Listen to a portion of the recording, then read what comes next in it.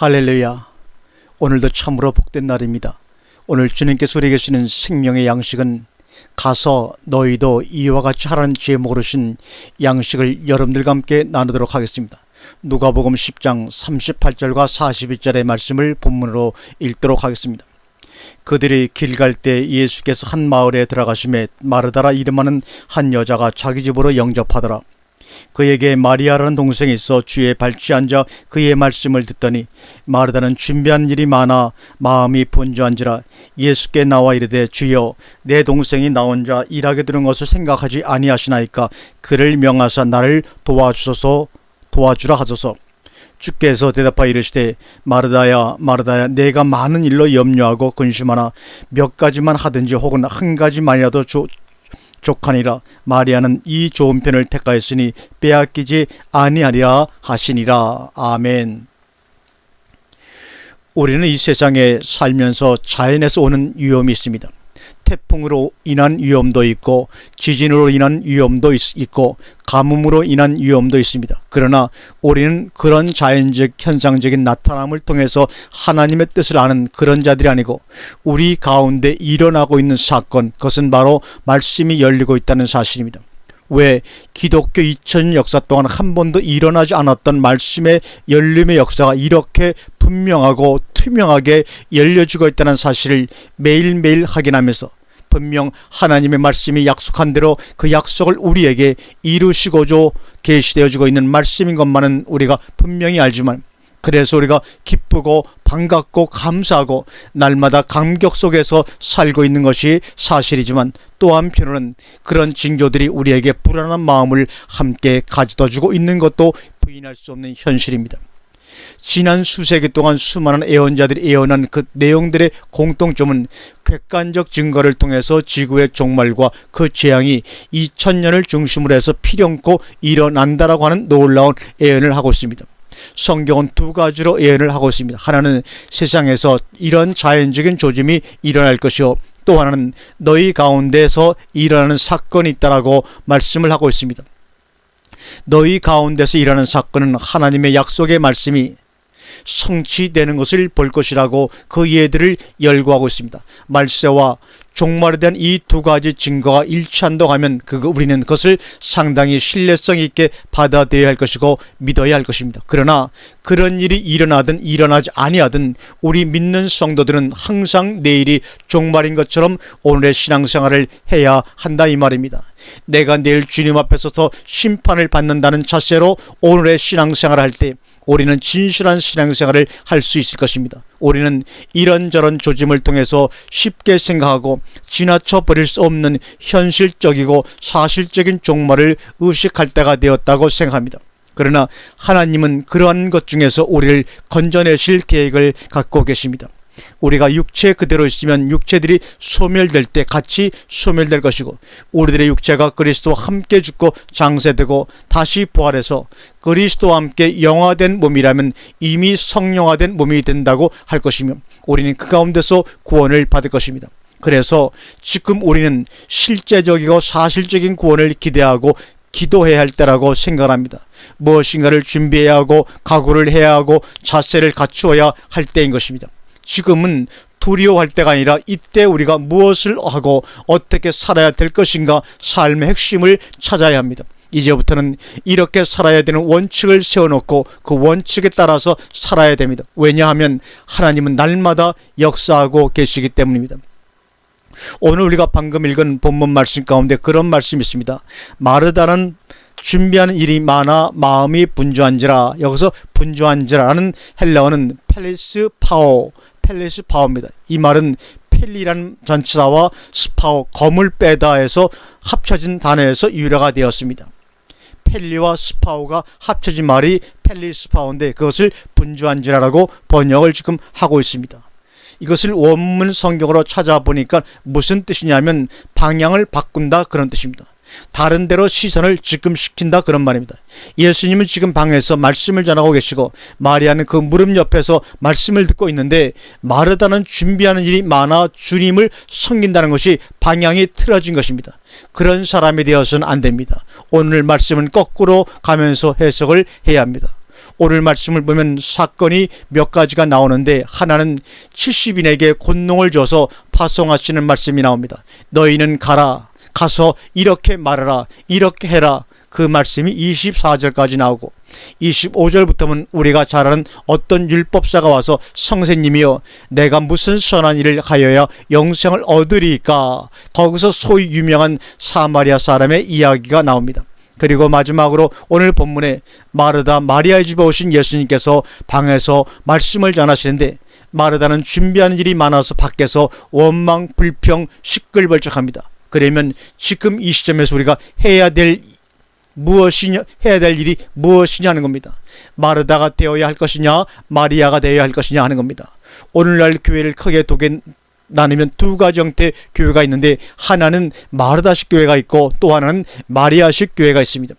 마르다식 교회는 자기네들이 전도하고 자기네들이 사업하고 자기네들이 헌금하고 자기네들이 조직해서 나름대로는 하나님을 위한다고 하는 교회들입니다. 그래서 하나님을 섬기고 공경한다는 교회는 마르다 교회이고, 하나님의 말씀을 듣는 교회는 마리아 교회입니다. 지금 하나님을 섬길 때입니까? 말씀을 들을 때입니까? 말씀을 들을 때입니다. 왜요? 하나님을 섬긴다고 하면 누가 분주합니까? 우리가 분주합니다. 말씀을 듣는다면 하나님이 분주합니까? 내가 분주합니까? 하나님이 분주합니다. 그런데 지금은 우리가 분주할 때가 아닙니다. 하나님이 분주하실 때인 것입니다. 뭐 하시느냐고요? 말씀으로 역사하시느냐고요. 그러면 하나님께서 말씀하실 때, 주님이 말씀하실 때 우리는 어떻게 해야 합니까? 무릎 앞에 앉아서 들어야 합니다. 계속해서 말씀이 열리고 드러나고 있는데 섬기는 일에 분주할 것이 아니라 듣는 일에 분주해야 합니다. 지금 너나 나나 할 것 없이 전하는 사람도 듣는 일에 분주해야 하고, 듣는 사람도 듣는 일에 분주해야 합니다. 하나님이 역사하신다는 사실을 잠시도 순간도 잊으시면 안 됩니다. 그래야만 마리아와 같은 신앙생활을 할 수가 있는 겁니다. 마리아는 이 좋은 편을 택하였으니, 이 말은 무슨 말입니까? 갈라진다는 얘기입니다. 하나님의 말씀을 듣는 교회와 하나님을 섬긴답시는 교회가 갈라진다는 얘기입니다. 오늘 이 방송을 들으시는 여러분은 말씀을 들으려고 오늘 이렇게 귀한 시간을 내셨습니다.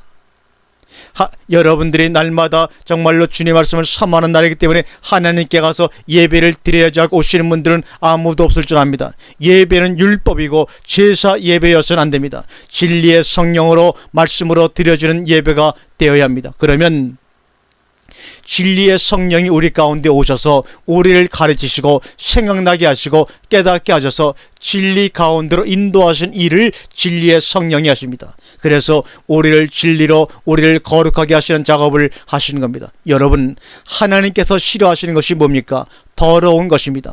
더러운 것은 세상과 뒤섞여지는 겁니다. 우리가 그동안 세상에 살면서 세상적인 것들이 우리 안에 많이 들어와 있습니다. 여러 가지 이 더러운 것들을 말씀이 아니면 걸러낼 수가 없습니다. 왜요?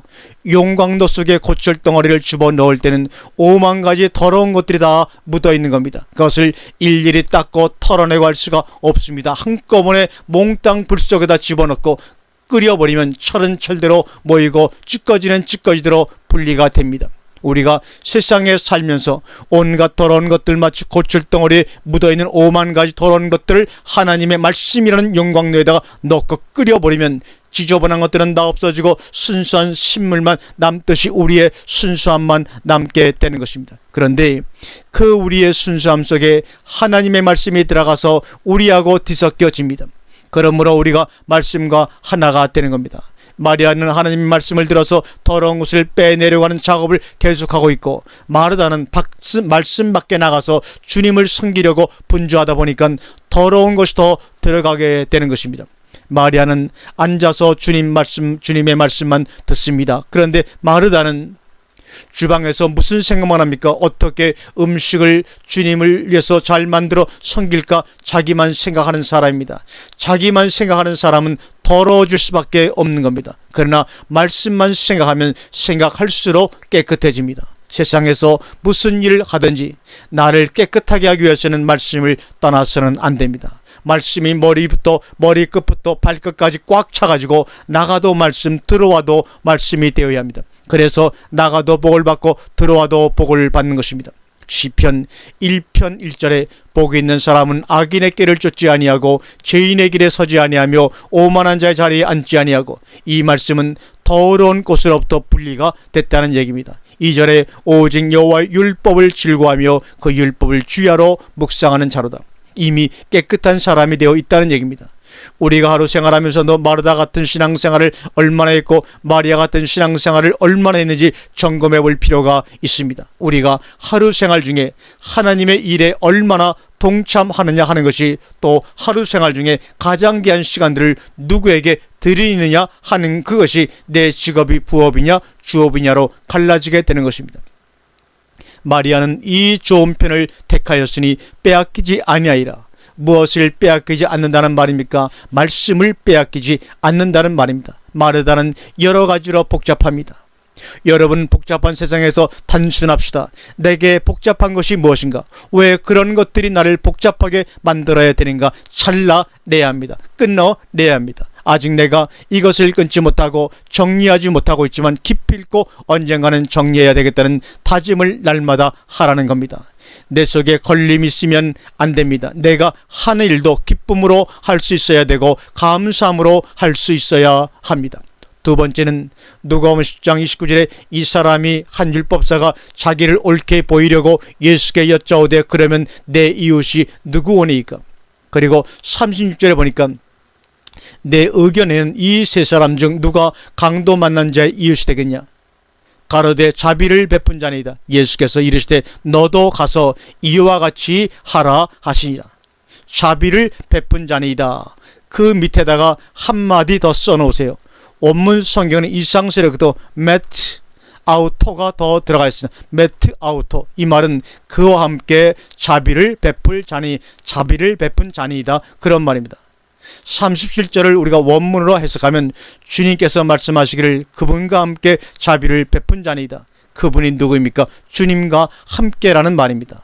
마리아가 주님의 발 아래 앉아서 말씀을 듣더니 말씀을 듣고 나서는 뭐합니까? 그분과 함께 자비를 베푼다는 말입니다. 여러분, 자비와 긍휼이 뭡니까? 자비는 강도 만난 자를 건져주는 겁니다.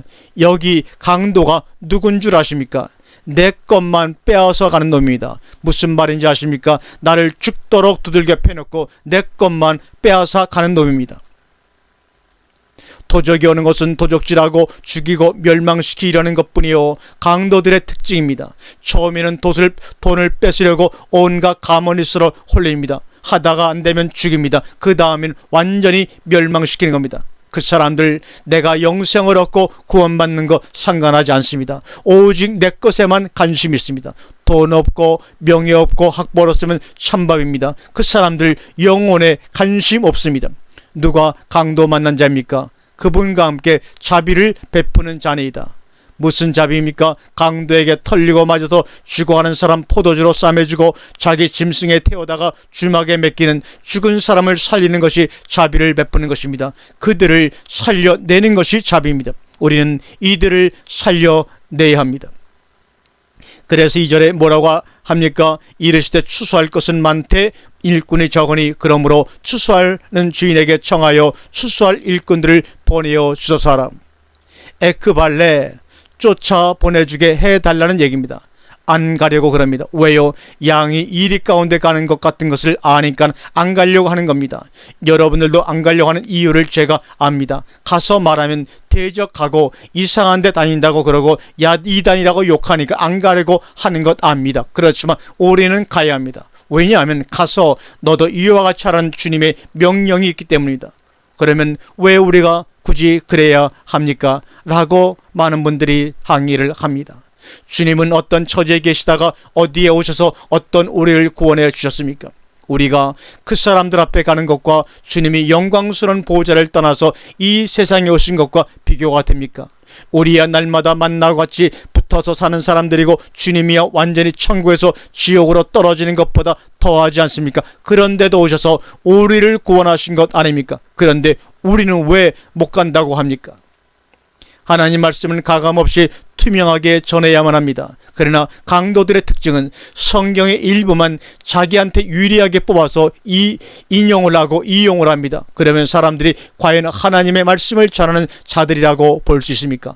그러면 누구의 말을 전하는 겁니까? 자기 말을 전하는 겁니다. 문제는 그 말씀을 영접하는 자들은 그러한 사실을 모른다는 것입니다. 그러면 누구를 영접하는 겁니까? 하나님을 영접하는 것이 아니라 전파하는 사람을 영접하는 겁니다. 그것이 곧 강도인 것입니다. 결국 자기도 못 들어가고 남도 못 들어가게 하면서 배나도 지옥 자식 되게 하는 겁니다. 육화를 과정시킵니다. 그래서 그리스도와 내가 하나 되지를 않는 겁니다. 왜 하나 되질 않습니까? 서로 자기 이익만 취하기 때문에 안 되는 겁니다. 강도는 강도대로 자기 이익만 취하려고 하고 영접한 자는 영접한 대로 자기 이익만 취하려고 하니 나는 것은 분쟁만 나게 되어 있는 겁니다. 분쟁이 생기는 곳이 바로 강도의 소굴입니다. 서로 물고 먹는 것이 바로 강도의 군열입니다. 그래서 주님은 성전 안에 가서 너희 이것을 강도의 군열로 만들어 또다라고 통일을 하신 것입니다. 절대로 하나가 안 됩니다. 그러니 영광이 안 됩니다. 영광이란 하나님의 말씀이 내 속에 스며들어서 내가 하나님 말씀화 되었을 때 드디어 내가 하나님께 영광을 돌리고 그때 내가 영광화 되는 것입니다. 내가 이미 영광스러운 존재가 되니까 하나님께 영광을 돌릴 수밖에 없는 겁니다.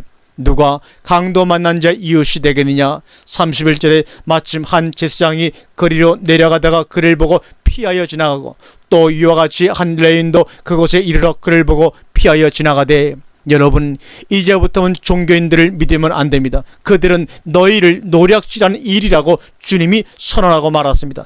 내 이웃이 누구냐는 겁니다. 그러므로 도울 수 있을 것이 있으면 도와야 합니다. 여러분은 도울 곳 있습니까? 없습니까?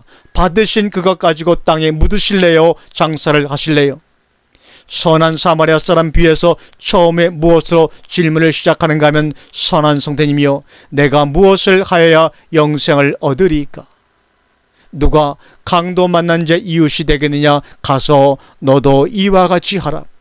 그러면 가서 이와 같이 한 사람은 영생을 가진 사람이요 못 가진 사람이요 영생을 얻은 사람이 하는 겁니다. 도적이 오는 것은 도적질하고 죽이고 멸망시키려는 것뿐이요 내가 온 것은 생명을 얻게 하고 더욱 풍성히 얻게 하려 함이라고 말씀하고 있습니다.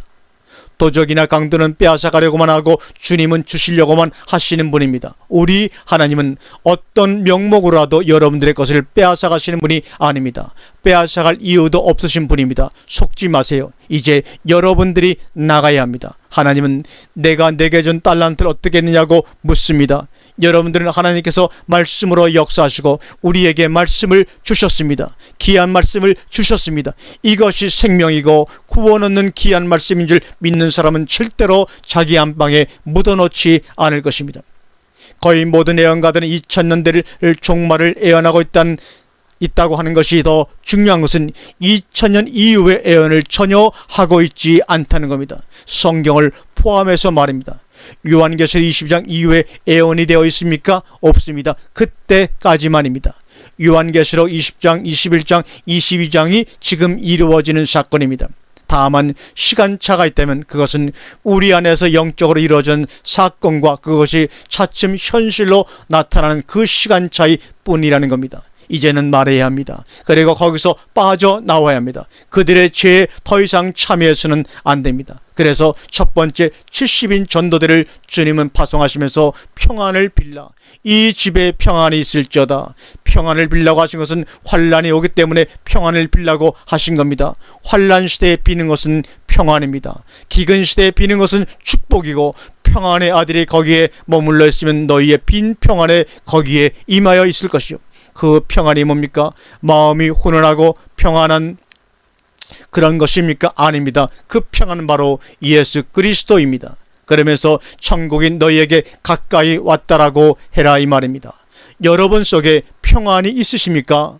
과거에는 경험해보지 못한 정말 놀라운 평안을 가지고 있습니까? 말씀을 들으면서 오늘 시간 얻은 평안이 있습니까? 그 평안을 말하는 겁니다. 그 사람들에게 가서 그 평안을 빌어주라는 겁니다. 말씀을 영접함으로만이 얻어지는 그 평안을 그들에게 주라는 겁니다. 평안의 아들이면 누구의 아들입니까? 하나님의 아들입니다. 하나님의 아들이 있는 곳에는 그 평안이 깃들고 그리고 너희를 영접할 것이다 이 말입니다. 그리고서는 천국이 가까이 왔다고 해라. 만약에 너희를 영접지 아니하면 발에 먼지조차도 털어버리라고 말합니다. 천국이 임했다는 말은 평안이 임한 것을 바로 천국이 임했다라고 말씀을 하신 겁니다. 누가복음 10장 21절과 24절 이하를 보게 되면 이때 예수께서 성령으로 기뻐하사 가라사대 천지의 주제이신 아버지여 이것을 지혜롭고 실기 있는 자들에게 숨기시고 어린 아이들에게는 나타내심을 감사하나이다 올소이다 이렇게 된 것이 아버지의 뜻이니이다. 제자들을 돌아보시며 종용이 이르시되 너희의 보는 것을 보는 눈은 복이 있도다. 내가 너희에게 말하노니 많은 선자와 임금이 너희 보는 바를 보고자 하였을 때 보지 못하였으며 너희 듣는 말을 듣고자 하였을 때 듣지 못하였느니라. 여러분, 우리 가운데 무슨 어려운 일이 있다 할지라도 어려운 일은 어려운 일이고 하나님의 역사는 하나님의 역사인 것을 잊으셔서는 절대로 안 됩니다. 세상의 그 어떤 것들, 인간사 사소한 어려움 때문에, 감정 때문에 하나님의 말씀이 소홀히 되어서는 안 됩니다. 그것이 나를 구원해주고 생명을 주는 것이 아니기 때문입니다. 너희 보는 바를 보고자 하였을 때 보지 못하였으며 너희 듣는 바를 듣고자 하였을 때 듣지 못하였느라고 말합니다. 많은 사람들이 보고자 해도 보지 못하고 듣고자 해도 듣지 못하고 있습니다. 이때 우리는 강도 만난 자 이웃이 되어 벙어리에게 길을 열어주고 소경에게 눈을 뜨게 하여 천국을 보고 듣게 해줘야 합니다. 세상의 그 어떤 것 때문에 말씀을 범하는 그런 어리석은 자가 되지 않기를 주님의 이름으로 간절히 축원을 드립니다. 아멘.